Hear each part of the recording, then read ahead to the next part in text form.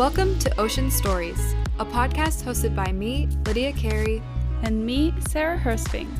We may not be marine experts or even professional scuba divers, but we are curious about the ocean and ways to protect it. Every week, we chat with conservationists, researchers, business owners, and anyone else with an ocean story to tell. So whether you're a scientist or someone who's simply curious about the big blue, you're in the right spot. We can't save the seas alone, but we can do it together.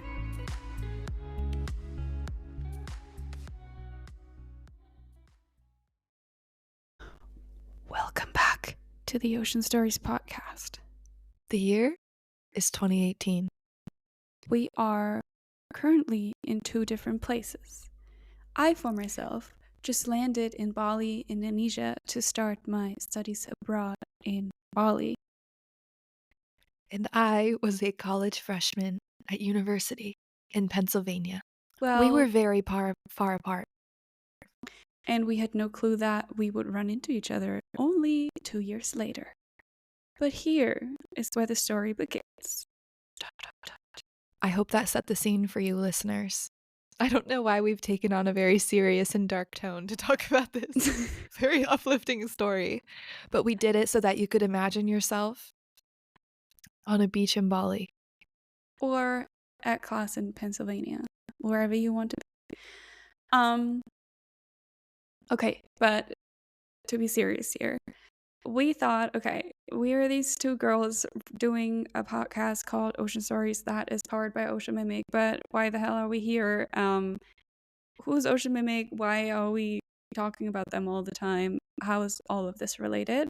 So we thought, what if we just invite the person that connected us, the person that started Ocean Mimic, the person that's the reason that we're here today, onto the podcast to give you guys a little bit of a background of what's going on, but also to just shine some bright light onto the history and past of Ocean Mimic and all the crazy cool things that they did in the past.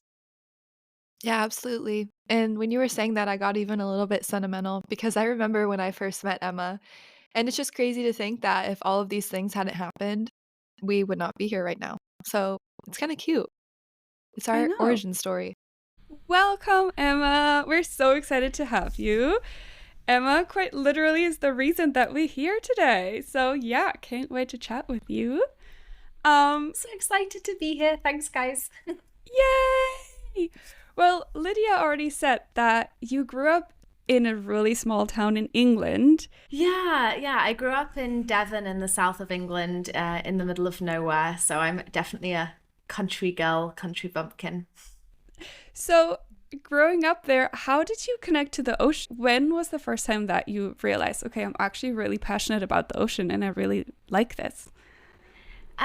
So that started when I was 13, 14 and I tried diving for the first time. So I feel like this is a recurring story when you speak to scuba divers. I did a course in Honduras in Central America with my dad and my brother. And part of that crazy story, my dad broke his Achilles just before going out there. So his whole leg was in a cast, like plastered cast. And they still let him do the course. It was like a dodgy dive center. So his leg was like floating in the air and that's how he learned to dive. Oh, I'm glad you made it out. Yeah. How did you dive? I tracked it down later. Really good question. So unsafe. When I was doing my instructor's course, we tried to look up the dive center and it closed. I think for good reason. Probably for good reason. You're a dive instructor as well. When did you decide to become a dive instructor? Did you just straight after school decided, okay, that's going to be my job? Yeah, when I left school, I decided to go traveling around Southeast Asia, and big part of that was that I wanted to become a dive master on that trip. So I originally planned to do that in Bali, actually, at the end of my trip, but then I started my trip in Thailand, and pretty much the first place I went to, I was like, I'm going to do my dive master. So I did my dive master when I was 18 and loved that.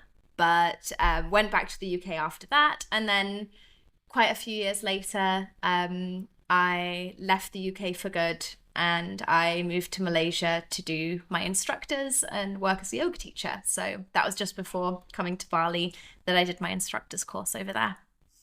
Sarah and I were just talking about how crazy it is that people in the ocean space, they move here, they move there, we're working different jobs, we're having these crazy journeys. Maybe you can walk us through how becoming a dive master led you to notice plastic and sort of how you ended up with Ocean Mimic.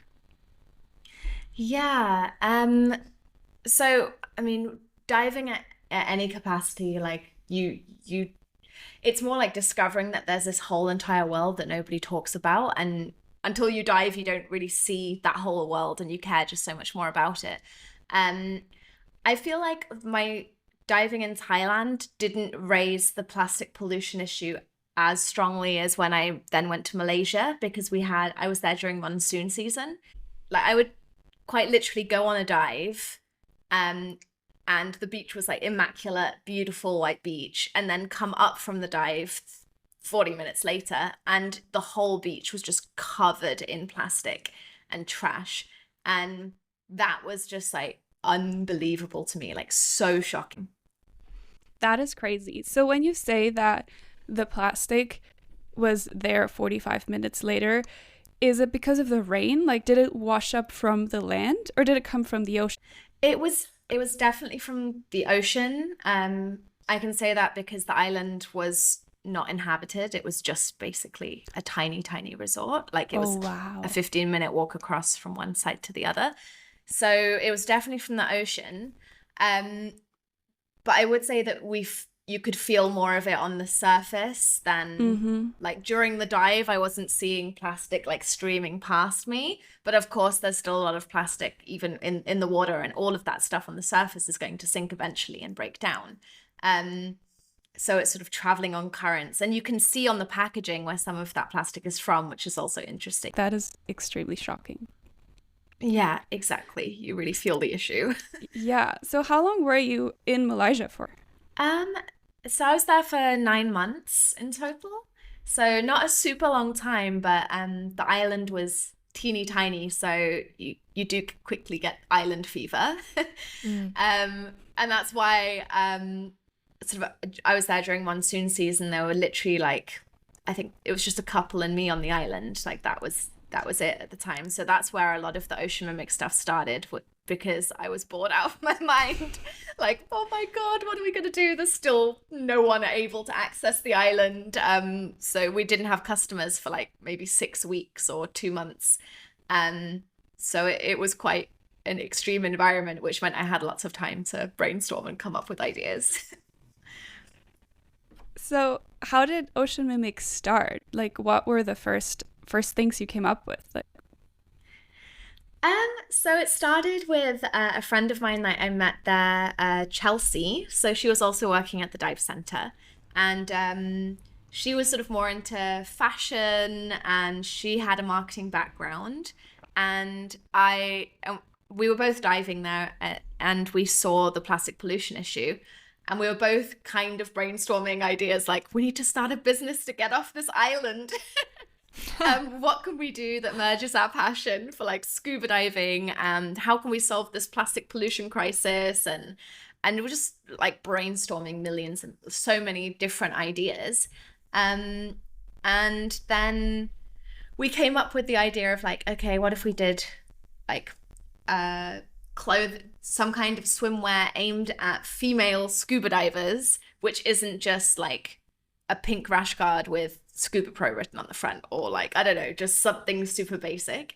And that's when we tried to like get inspiration from the ocean, and why don't we come up with swimwear that imitates different marine life?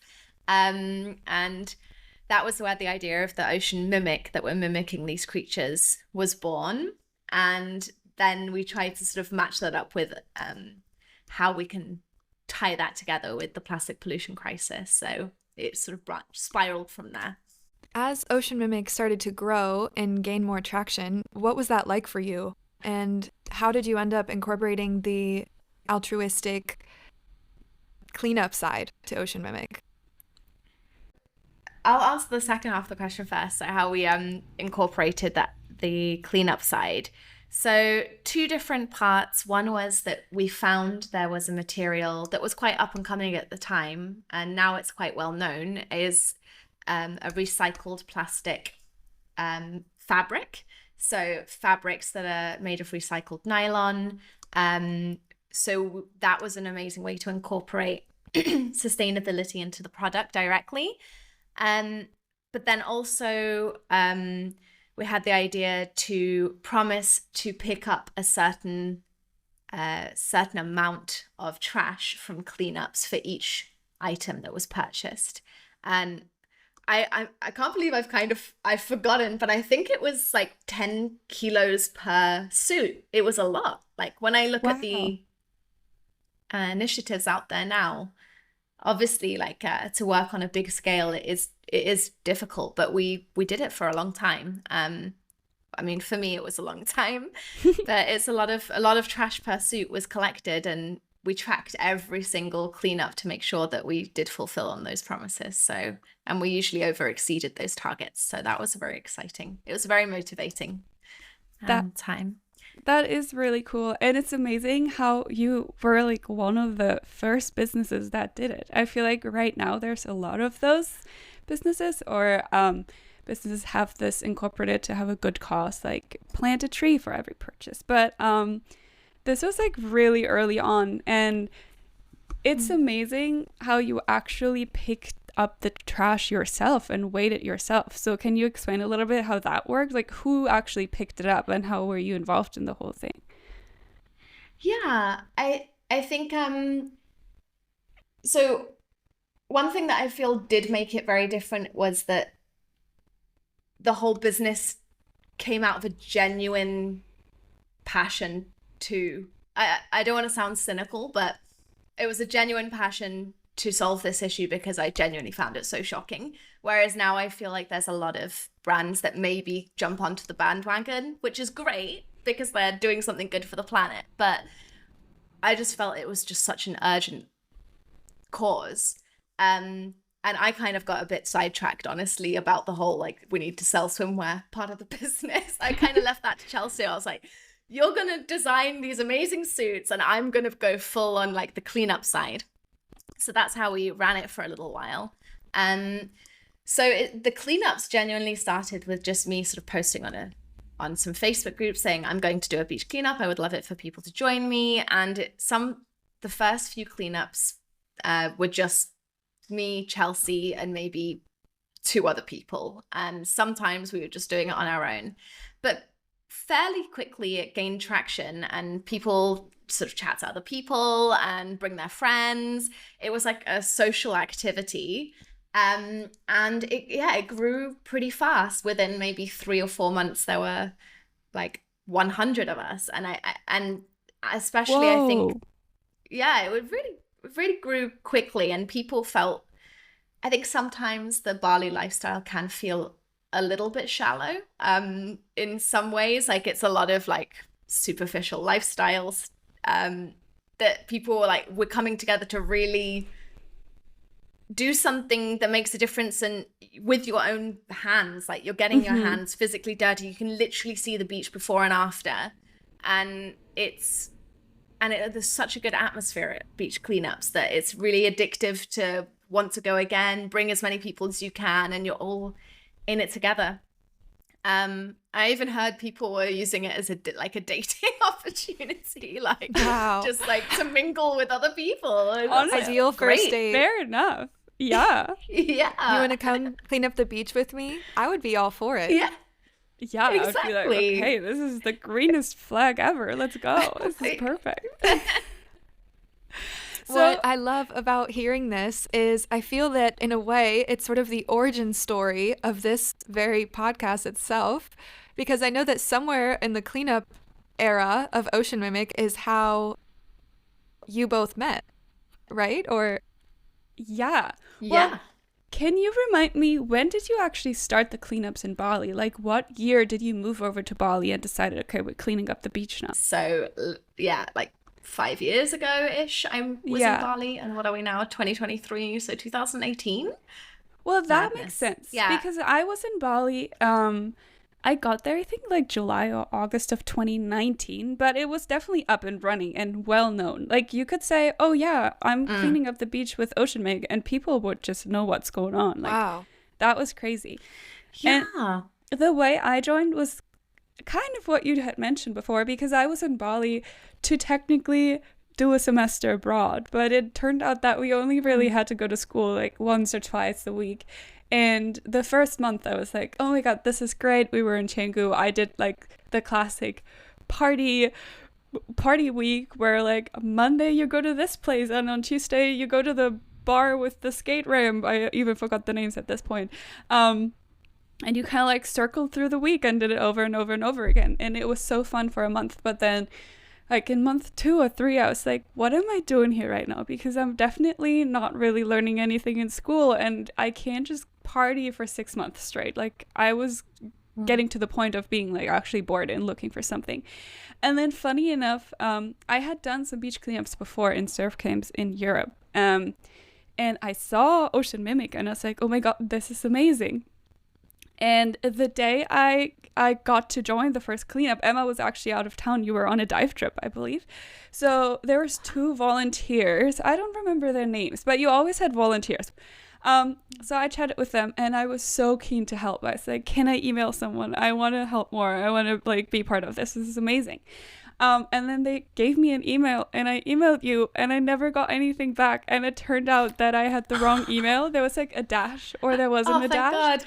And I was like, oh no, like probably there's just like not another spot. And I was like truly heartbroken. But thankfully was it Friday or Saturday, we cleaned up the beach. So I just like persistently came back to clean up the beach until I finally met you. And I was like, can I help? And you were the most welcoming person. That's honestly, yeah, that's how we met. And it was amazing. You said that there was some volunteer system working for Ocean Mimic at the time. What was that about? Well, we had volunteers at the cleanups who would help sort of give out the gloves and weigh the trash. So we had the cleanup volunteers. And then we also had people helping with marketing or helping to go around Canggu to put up posters in stores or build out our network of businesses that support us and different things like that. I think we also had like a monthly program where people this ran for a few months. I still can't believe that happened. It's so exciting. But like the people flew over to volunteer with us for a month, like a monthly volunteer program. So they came and stayed in a hotel, and then they were given different like activities of what they were helping with to volunteer for that month. And yeah, that was invaluable, so helpful, because it was I think already at that point it was just me running all of Ocean Mimic, just like one person, and it was a lot. So the volunteers, literally I could not have functioned without them. Like Sarah was so helpful from the very beginning, and so many other people. So Wow. It was your full-time job pretty much at that time. Did you still do scuba diving or anything on the side, or was it just Ocean Mimic? No, it was just Ocean Mimic. From the moment I arrived in Bali, it was just Ocean Mimic. Yeah. Like, I think so many people just will go for a pretty vacation. And so, I mean, there's 2 aspects to it. Some people are looking for a way to give back, and which is amazing. And then they have an avenue to do that. But other people, they're not there to look for a way to give back, but then the trash is literally staring them in the face, and that's like a wake-up call and an opportunity as well, because there were times where there's no way you can't see it, or like you have to talk about it. And there were rare cases where we were literally cleaning up around people lying on the beach who would just like throw their cigarette butt and get you to pick it up and stuff, which would still blow my mind. Or just like, what are you doing? That's disgusting. Like, I'm like, yeah.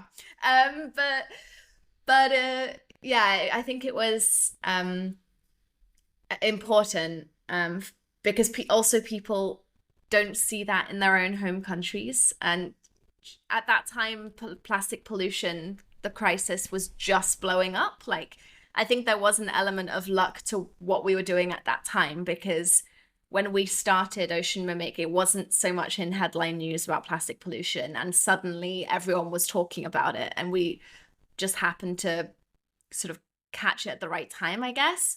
But at that time, people, yeah, it was something new that people were learning, and yeah, I don't know, it was a shock for everybody. And I feel like it's really not talked about anymore. It was like a phase, and now we're like gone through the plastic pollution awareness phase, and now it's just like, oh yeah, there's a plastic pollution crisis. Like it's just like a given. Like we've just all become complacent, but it's still happening every single monsoon season.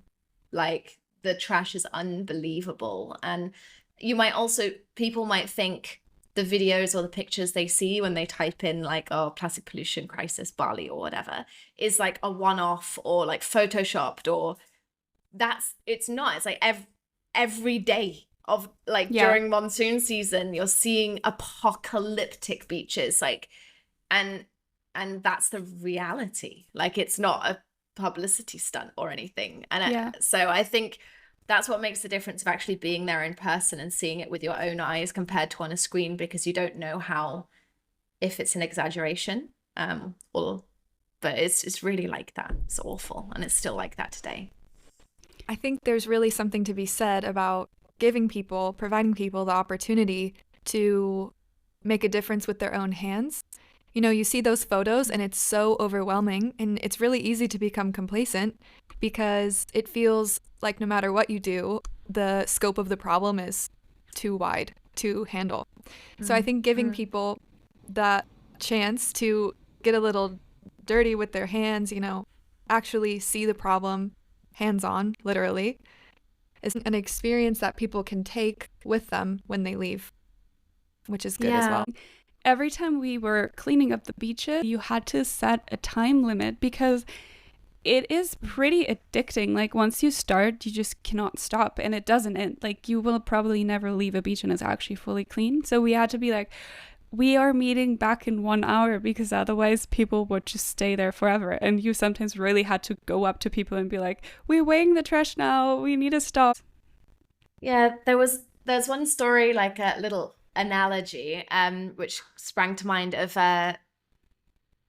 somebody looking down on a beach and it's covered in starfish, and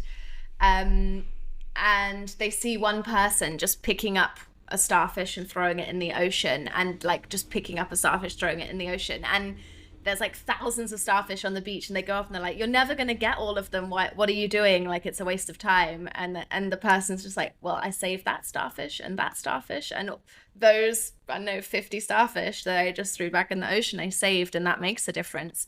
And for me, that's how the beach cleanups felt, because it's an like absolutely massive issue, but everything you pick up adds up. And in the end, I'm not sure how many tons we picked up over the time, like that period of time, but it was like 34 tons of trash. And that was all made up of people like Sarah just picking up one straw at a time out one beach cleanup. And that's what happens when so many people come together.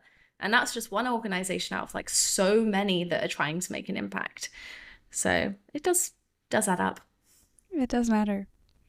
One thing I want to touch on a little bit is Ocean Mimic wasn't only about ocean cleanups or beach cleanups, but you also had a little bit of an educational part. Can you touch on that a little bit? Because I remember that there were some school projects going on. Yeah, I felt we did a few different school cleanups and educational sort of programs with kids of local schools, which was amazing. That they're still like one of the best things I've ever done. Like, it was just so rewarding because everything starts with education. So we did like presentations, and we played lots of different games on the beach where they learned about the problem. So we would try and like match up the plastic item with how long it takes to break down in the ocean and stuff like that, and played lots of sort of games and had volunteers for the whole project. And then we would go back and check in with those schools again later on. So that was really rewarding. And I think beyond everything, it wasn't just, I would always say it's not just about picking up stuff on the beach and cleaning up. This is about awareness and education and empowerment. Like, it's much more than just picking up something and putting it in a bag. It's about telling people about what you've done and why, rather than, I'd much prefer somebody to, that's where social media was such a powerful tool. And again, I think we were lucky hitting it with the rise of Instagram, because we would encourage people, please share images and videos of this cleanup and educate your community, educate people around you about what's going on. So yeah, across the board, it was never just about cleaning up the beach, or we would try and recommend the tactic of, get tractors down, take it all away in the morning. It's probably much more efficient, but it was more than that. It was a educational project. So what happened later on? Why did you have to leave Bali, or what happened with the cleanup projects?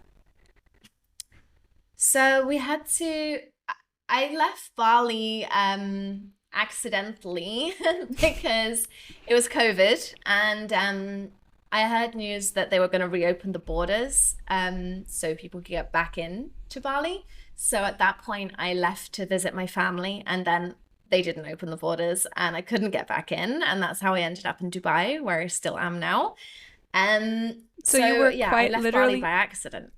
So you were just locked out pretty much. You couldn't go back home? Yeah, exactly. Like, there was all my stuff was just my cleaner who I'd met just like 4 times to clean the house.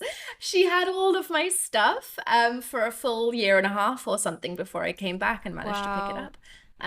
So it was just very suddenly just left to go on vacation and see my parents, and then I got locked out. And I love Dubai, and I like have my 2 dogs and my husband here now, so I'm very happy that COVID led me here, but at the time it was a bit of a shock. Yeah, I can imagine. But relating that more to Ocean Mimic, and sort of what happened there, it became sort of more difficult being away from trying to organize cleanups. Not being there became more challenging. And then also from the swimwear side as well, prices went crazy up for shipping, and there was an initial COVID boom where people were online shopping, and then a massive drop where people were like, okay, I bought swimwear 6 months ago, I'm still not going on vacation anytime soon. So everything just became a lot more challenging. It was never really about like the financial side for me. I'm not a very financially driven person, but after quite a few years, you also start to think like, this is really no longer financially viable either as a business model. So yeah, everything sort of got more challenging, we'll put it that way. We ran the cleanups for quite a while longer, and we still do have cleanups happening. But yeah, I guess that's the short answer. Yeah, no, but I can totally understand. And I feel like a lot of the cleanups also were driven by tourists coming in, and there were all these little incentives. There was actually a little cleanup cart, which was so cool. Every time you went on a cleanup, you got a little cleanup cart with discounts for all the businesses. So you would go to the cleanup, and then you would get a free coffee or get a free meal somewhere. So that rewards was cool. program. Yeah, exactly. Yeah, but then, and it was worth a lot. People came just for the card, I swear. I came for the card sometimes. Okay, but after Ocean Mimic closed, we did not stop working together, but we started actually working on some marketing projects together, and that's where Lydia entered the frame as well, and that's how we all met. I think that was also the starting ground for the podcast, pretty much, because we met the most incredible people and so many cool projects, and we collaborated with amazing people in the ocean and sustainable sphere on Instagram, and we're like, wow, all of these stories, we want to hear more stories, and we want to share these stories. So that's how we ended up here, actually, I would say. And I can't wait to interview a bunch of the people that we have been working with in the ocean and sustainable sphere. Yeah, there's such an incredible community within the ocean space. You've got scientists and activists and people running businesses. And I know, I feel like everyone in the ocean space is just like super friendly and nice and cool. And it just, yeah, the community is just everything. So I can't wait to see these interviews coming out with all these fascinating people. It's gonna I be great. know. I'm so excited. Emma, I feel like you are our small, sustainable ocean business queen. You have introduced us to so many small businesses and things, and even had a crazy story that we just heard of a business of your own. Do you have some major takeaways or main things that you feel about the small, sustainable business space? I think all these people who run these small sustainable businesses are just like are amazing because it's a really tough job, and it's so easy for people when they're Christmas shopping or whatever to just like go to a mall and buy something from Zara or H&M or like WH Smith, I don't know, just like generic big businesses instead of going to shop small, because you're literally like every single sale massively counts for these small businesses, and they're putting everything on the line to make it work because they believe in something. And especially during times like this where economically a lot of different countries and businesses are struggling right now, they really need your support. So I think if there's one takeaway, it's just please support these amazing people because they're trying to be part of the solution. And yeah, and there's just so many amazing, and pretty much anything you can think of, there's a sustainable equivalent. Like, so do a little bit of research before you go shopping next time.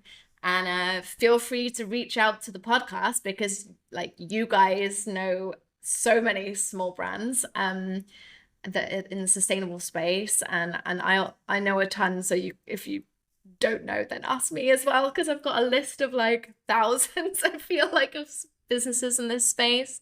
So yeah, support.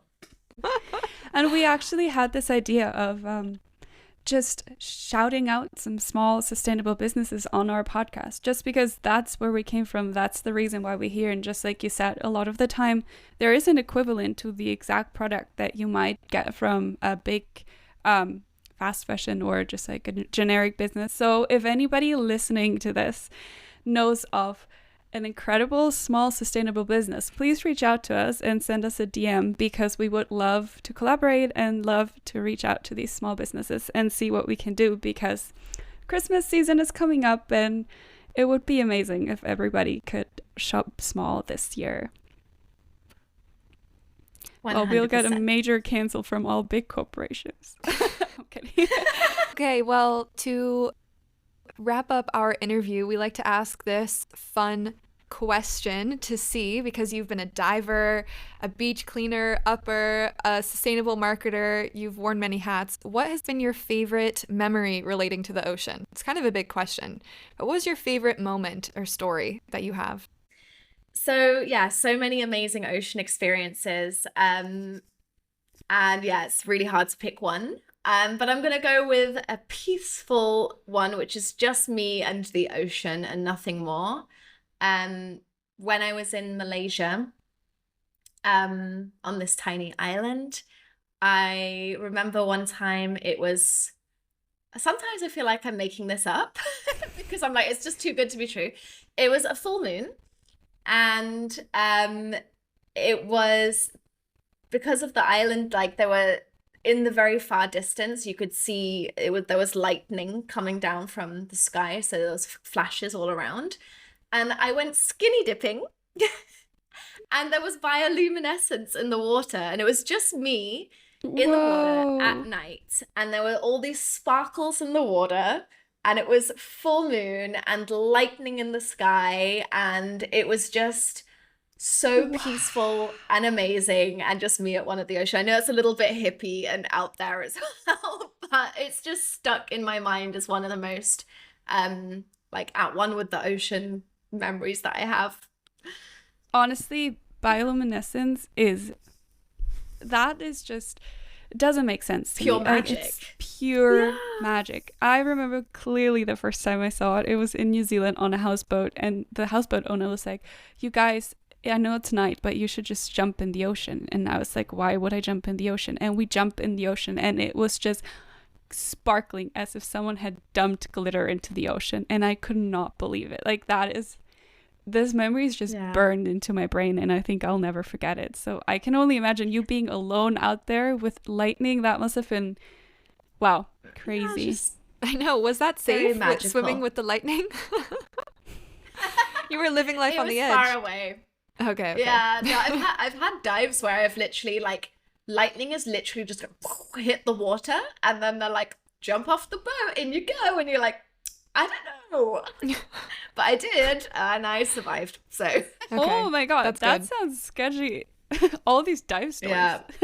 Well, that was beautiful. I felt transported to another place. And I'm the only one who hasn't seen this glittery ocean, so I'm adding that to my bucket list.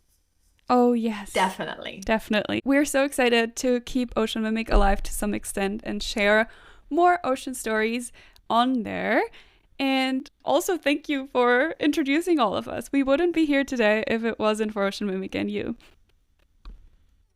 I'm so glad, like, that we all met and can continue doing crazy ocean stuff together. So thank you for that. Thanks for joining us for another episode of Ocean Stories. If you'd like to follow along on Instagram, you can find us at oceanstories_podcast for updates and behind the scenes. We'll also be sharing our ocean adventures on YouTube at Ocean Stories Podcast. If you like this episode, please show your support by leaving a review on Spotify or Apple Podcasts. Join us next Tuesday for more Ocean Stories.